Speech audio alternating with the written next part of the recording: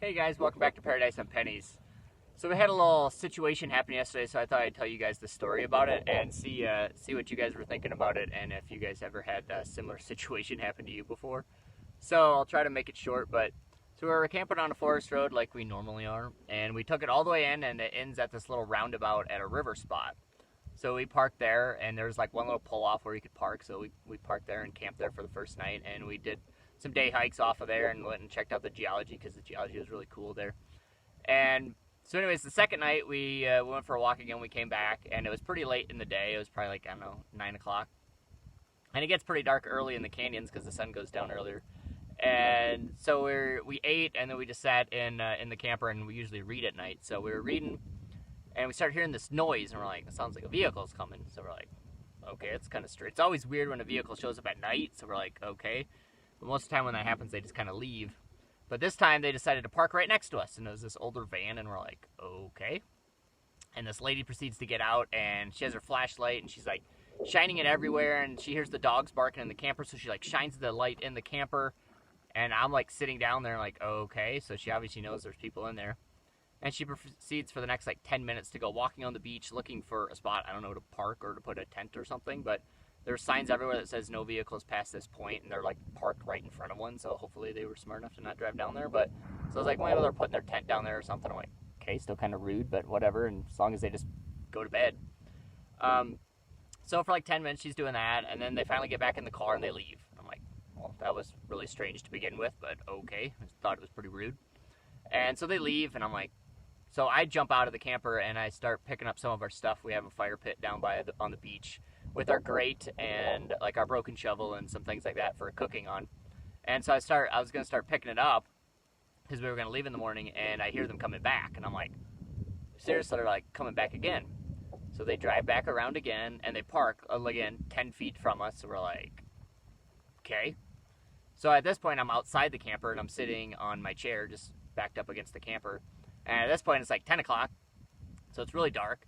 And so she proceeds to get out again with her flashlight, shining all over the place. And she shines it like right in my face as I'm sitting there. And so I'm like, hello. And she doesn't really say anything. And so I thought that was pretty rude already to begin with. So I was like, well, what are you looking for? And she responds with, a camping spot. What are you looking for, Nirvana? And I thought it was the weirdest comment I've ever had. So I was like, it took me back because I didn't even know how to respond.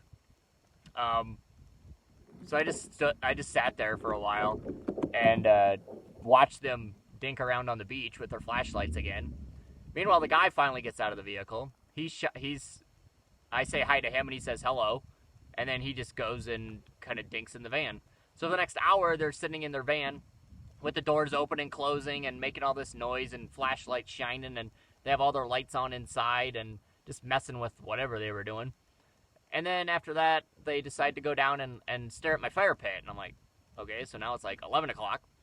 And the wind's picking up, and it's like 40, 50 mile an hour gusts. And they're staring at it, and they're chatting a little bit. And then the guy decides to come up and ask me if he could use the fire pit.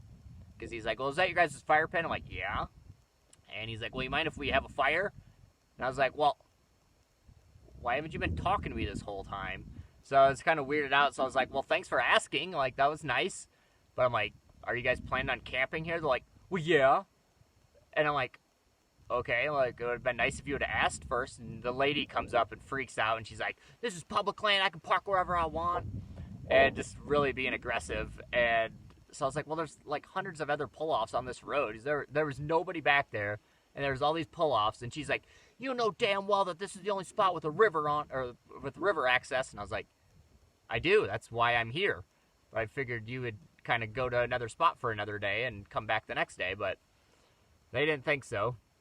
So anyways, I'm like, whatever, you can use the fire pit. And so they go down and proceed to dismantle my entire fire pit, throw the grate to the side, and they have this gigantic fire at whatever, 10, 11 o'clock at night with the winds whipping. They're not cooking food, they're just having a fire. And the guy just proceeds to poke it for like the next hour, and just sparks are flying everywhere.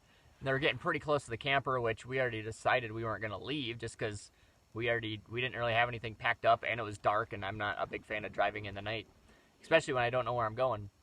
So we decided to stay there.